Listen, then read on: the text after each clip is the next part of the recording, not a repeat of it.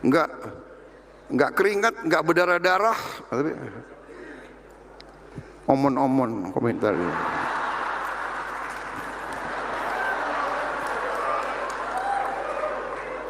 Tapi sudah, jangan banyak wartawan.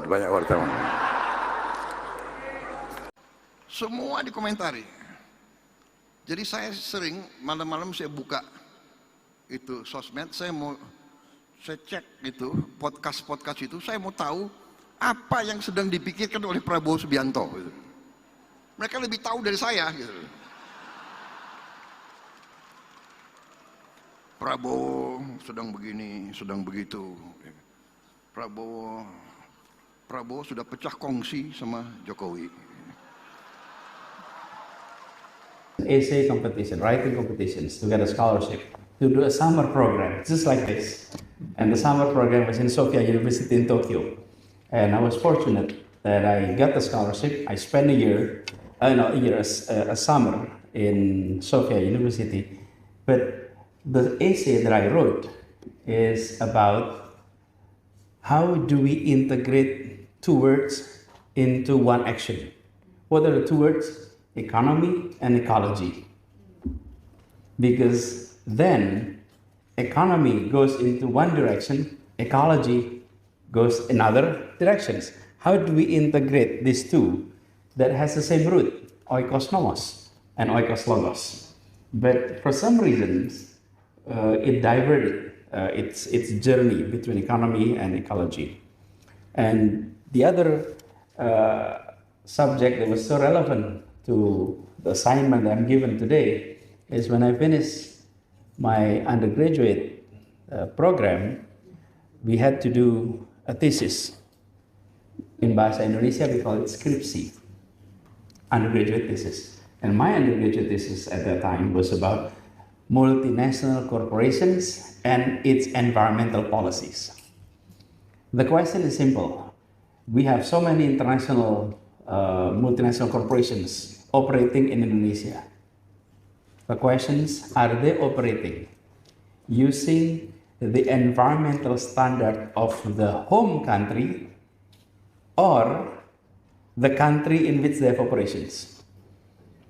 Because some of them were coming from first industrial countries operating in a third world industrial countries.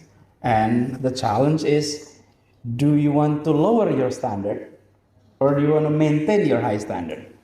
And it was a very interesting subject that I studied with. But again, when I received the letter, I said, inshallah, I'll come back and discussing the subject that is so close to me personally and professionally. I prepared remarks, and I have also given to Ibu Arizona the lecture notes, and she is welcome to distribute to all of you that you may be able to read, contemplate. But I will go through this, and then we have discussions at the end. We are living through one of the most turning point in the human history. The climate is breaking down much faster than we expected.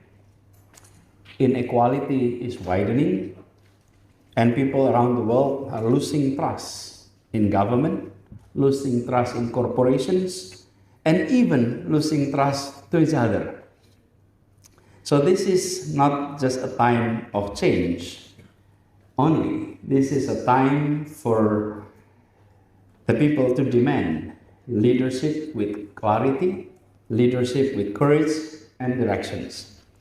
So sustainability is no longer a distant goal or a topic for academic debates. In fact, it has become an urgent mission for business, for cities, for countries, and for each and every one of us. So we must now build systems that not only generate values, but preserve life. This means changing how we think about growth, how we think about success, how we think about leadership itself. So the subject that I've been asked to focus on is on leadership and sustainability. So I'll address that issue. The old ways of leading is based on short-term profits, competitions, sometimes control. This is no longer works in a complex world of today.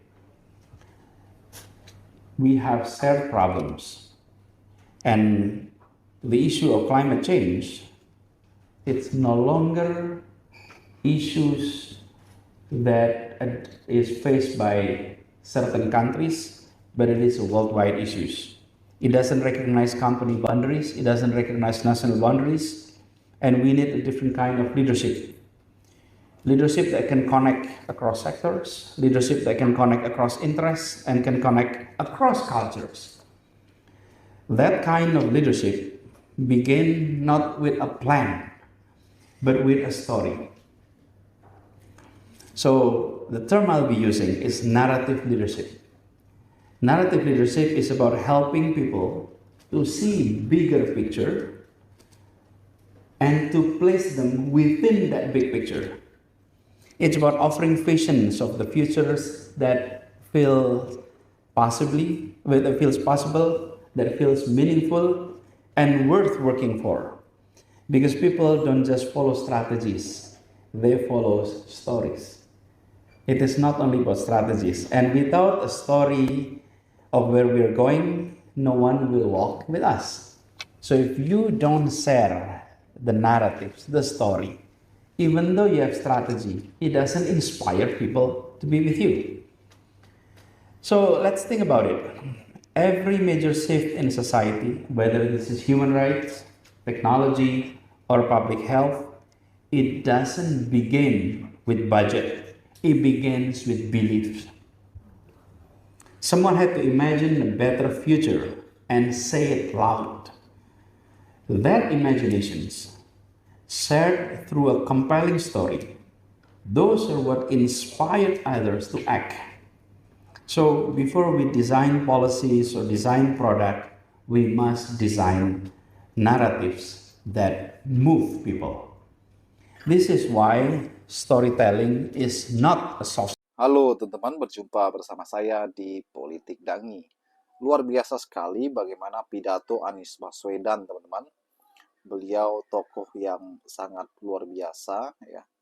Kali ini bagaimana beliau memberikan ilmu yang berguna bagi anak-anak bangsa. Anies Baswedan bukan sekedar tokoh yang cenderung untuk kepentingannya sendiri, ya. Tapi beliau selalu berbicara fakta, beliau selalu berbicara data. Ya. Kalau yang baik, katakan baik, yang buruk dikatakan buruk. Itulah prinsip Anies Baswedan.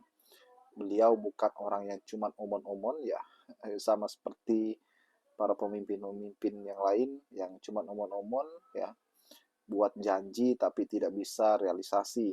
Anies Baswedan tokoh yang benar-benar menjaga kualitasnya sebagai seorang pemimpin yang sangat luar biasa, teman-teman. Anies Baswedan, ya, banyak yang mengatakan bahwa beliau itu pengangguran, ya, tidak ada kerjaan dan sebagainya. Tapi beliau sibuk, teman-teman. Ternyata beliau itu sibuk. Sibuk apa? Ternyata beliau sibuk berbakti kepada bangsa dan negara di luar pemerintahan. Beliau selalu bekerja dalam aksi sosialnya, beliau selalu bekerja memberikan ilmu kepada para mahasiswa, bahkan para siswa SMA, teman-teman. Ini luar biasa. Tidak semua tokoh bisa seperti Anies Baswedan. Ya. Tidak semua tokoh itu mampu seperti Anies Baswedan. Walaupun di luar pemerintah, tapi selalu, ya, disindir. Walaupun di luar pemerintah, tapi Anies Baswedan selalu ejek dan sebagainya. Padahal beliau di luar pemerintah, bahkan bukan orang partai. Ya. Beliau itu sekarang saat ini persorangan, ya. Beliau santai saja, teman-teman. Mempunyai jiwa yang benar-benar nasionalisme, ya. Anies Baswedan lah namanya. Walaupun bukan seorang yang ketua umum partai saat ini, ya, namun beliau mengedepankan bagaimana kepentingan rakyat itu adalah hal yang luar biasa. Bagaimana menurut kalian? Kita diskusi di kolom komentar ya.